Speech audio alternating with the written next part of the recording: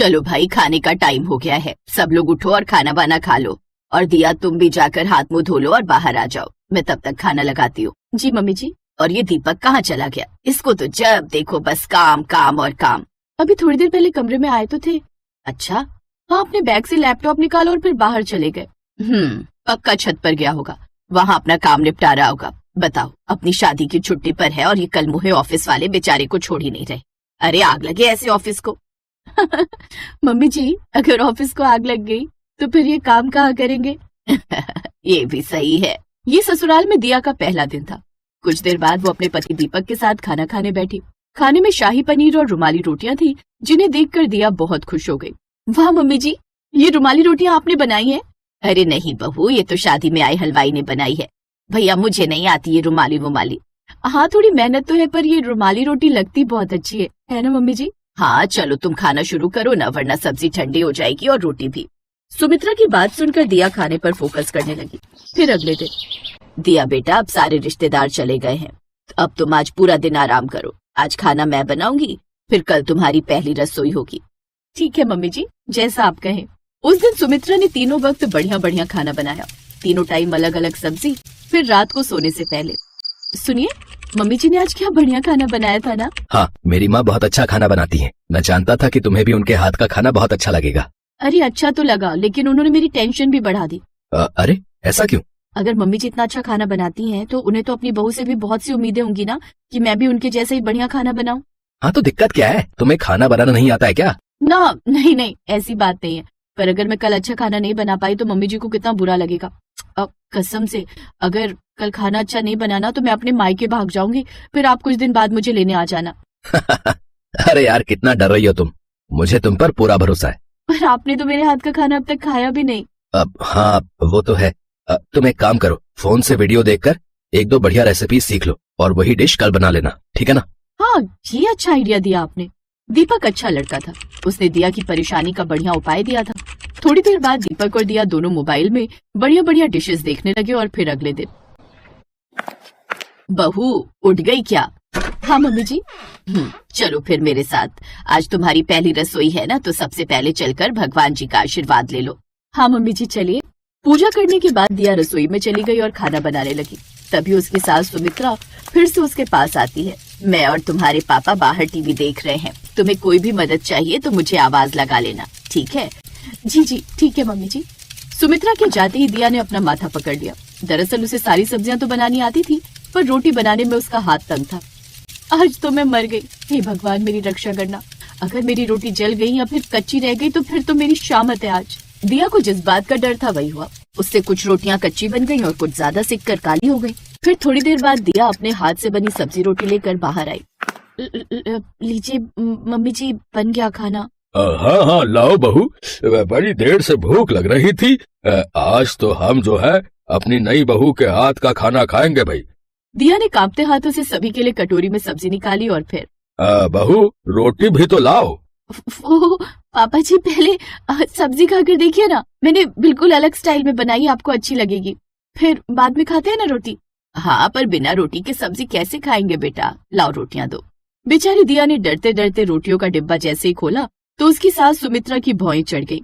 ये क्या है दिया, ऐसी रोटी बनाती हो तुम?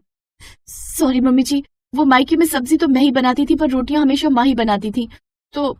अरे तो यहाँ तुम्हारी माँ थोड़ी ना रोटियां बनाएगी। आप भरोसा रखिए मम्मी जी, मैं सीख लूंगी, जल्दी सीख लूंगी। अपनी सास से डांट खाकर दिया को बहुत बुरा लगा। फिर कुछ देर बाद, यार सब गुड़ गोबर हो गया। ओह, इतनी टेंशन मत लो, मम्मी पापा को तुम्हारी सब्जी बड़ी पसंद आई, चाट चाट कर खाई उन्होंने। हैं? सच में? पर ज्यादा खुश होने की भी जरूरत नहीं है, रोटियां थी तुम्हारी खाने लायक तो सब्जी ही चाटेंगे ना। तुम ना जल्दी से अच्छी सी रोटियां बनाना सीख लो, वरना बड़ी मुश्किल हो जाएगी। मैं सीखूंगी, जरूर सीखूंगी। शुक्र है आज तो सारे घर वाले ही थे, कोई मेहमान नहीं था, नहीं तो आज तो सुपर बेइज्जती हो जाती मेरी। उस दिन के बाद से दिया पर अलग ही जुनून सवार हो गया। वो जी जान से रोटियां बनाना सीखने लगी। धीरे धीरे उसकी रोटियां फूली हुई और एकदम गोल बनने लगी। लेकिन दिया का जुनून यहीं पर नहीं थमा, बल्कि उसने सादी रोटियों से बढ़कर और भी कई तरह की रोटियों में हाथ आजमाना शुरू कर दिया। वाह बहू, आज तो रोटियां बड़ी मुलायम है, शाबाश। हाँ, और कितनी पतली भी है, एकदम कागज के जैसी। अपने सास ससुर के मुंह से अपनी तारीफ सुनकर दिया बहुत खुश थी और इस बात से उसका पति दीपक भी बहुत खुश हुआ। फिर अपने कमरे में जाकर आज तो तुमने कमाल कर दिया भाई, मेरा नाम रोशन कर दिया तुमने। है ना? तो फिर मुझे कोई गिफ्ट दो। तो आज हम दोनों बाहर डिनर करने चलेंगे, ठीक? फिर डिनर करने के लिए दीपक दिया को एक अच्छे होटल में ले गया। वहाँ दीपक और दिया बैठकर अपने ऑर्डर का वेट कर रहे थे।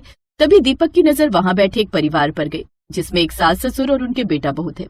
उन्हें देखकर दीपक थोड़ा असहज हो गया और फिर, क्या हुआ, आप इन्हें जानते हैं क्या? हाँ, ये मेरे सगे ताऊजी और उनका परिवार है। क्या? अरे आपने पहले कभी बताया नहीं। वो बहुत पहले से हम दोनों परिवारों में बात नहीं होती है, किसी बात को लेकर कहा सुनी हो गई थी ना, इसलिए।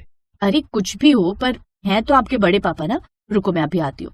इतना कहकर दिया झट से उठी और जाकर अपने ताऊ ससुर और ताई सास के पैर छुए। अरे बेटा, कौन हो तुम? नमस्ते बड़े पापा जी, मैं आपकी बहू हूँ, दीपक जी की पत्नी। मेरा नाम दिया है। ये सुनकर हरदेव ने पीछे बैठे दीपक को देखा। दीपक ने भी उन्हें देखकर इशारों में नमस्ते की। अच्छा, तुम दीपक की पत्नी हो? हाँ, मुझे पता चला था कि दीपक की शादी हो गई है। आपको पता था तो फिर आप आए क्यों नहीं? दिया के इस सवाल का जवाब न हरदेव के पास था और न ही दीपक के पास। हकीकत तो ये थी कि दीपक के घर वालों ने हरदेव के परिवार को शादी में बुलाया ही नहीं था। जब तक हरदेव दिया के इस सवाल का जवाब देता, तभी हरदेव का ऑर्डर आ गया। उसने शाही पनीर और रुमाली रोटियां ऑर्डर की थी। अरे वाह बड़े पापा जी, आपको भी रुमाली रोटियां पसंद है क्या? हाँ बेटा, मुझे बहुत अच्छी लगती हैं। तो फिर डन रहा, कल आप सब घर आइए, मैं आपको टेस्टी खाना खिलाऊंगी और साथ में बढ़िया रुमाली रोटियां भी। और हाँ, मेरे लिए कोई अच्छा सा गिफ्ट लेकर जरूर आइएगा। दिया ये बोलकर दीपक के पास आकर बैठ गई। दीपक ने दिया की सारी बातें सुन ली थी, मगर वो उससे कुछ नहीं कह पाया। उधर हरदेव दिया की मासूमियत देखकर मुस्कुरा दिया। अगले दिन सुखदेव के घर की डोरबेल बजी। भाई साहब आप? सुमित्रा, अरे देखो भाई साहब आए हैं। कई साल बाद अपने बड़े भाई को देखकर सुखदेव की आंखों से खुशी के आंसू निकल पड़े। उधर सुमित्रा भी आंखों में आंसू लिए खड़ी थी और फिर थोड़ी देर बाद खाने की टेबल पर, बड़े पापा जी ये लीजिए, ये दाल मखनी, मटर पनीर और ये रही आपकी रुमाली रोटियां। मैं तो कल से ही इन रोटियों का इंतजार कर रहा था। फिर जैसे ही हरदेव ने रुमाली रोटी का पहला निवाला चखा, भाई वाह, कमाल कर दिया बेटा। मैं तो कम से कम 8 रोटी और खाऊंगा। हाँ, अपने सुक्कड़ ससुर से पूछ ले, इसको एक और रोटी चाहिए या इसी एक में हो जाएगा। हरदेव की बात सुनकर सभी लोग हंसने लगे।